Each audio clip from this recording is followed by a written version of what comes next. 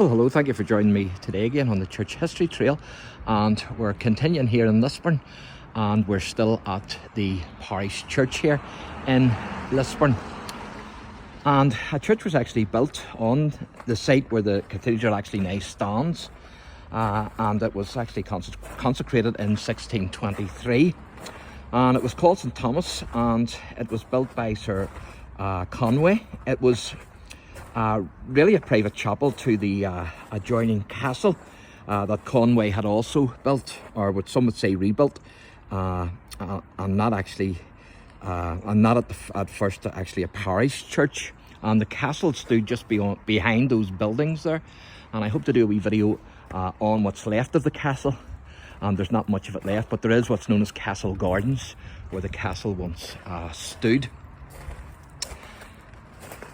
And the church was destroyed by the rebels during the 1641 rebellion. And you can see the side of the church there, quite a substantial building. You can see the tower. And the town of Lisnagarvey, or Lisburn as it's now called, was attacked by a rebel army in November 1641. And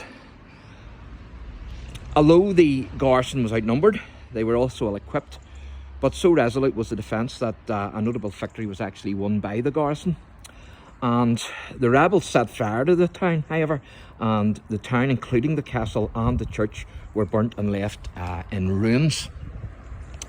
Now, the church was speedily restored after the rebellion, but it was burnt again, this time accidental, in a fire in 1707.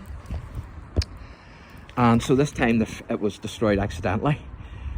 And I'm just going to take you now to show you the front of the church, which is here. And of course, if anybody is watching, if you know what they are, those metal things at the door here, they're actually for scraping the mud off your feet, because back in the day, it wasn't so much concrete and tarmac and pavement, it was more muck and dirt that you were walking on, and so you had to scrape the muck of your boots, and you had those things there then, so that you wouldn't bring the muck into the actual building. And the cathedral then was rebuilt, and the foundation stone being laid the year after the actual fire.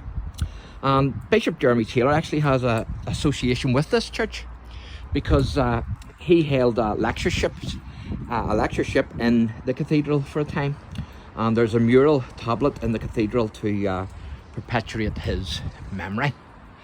And so there you are, that's LISBURN Cathedral,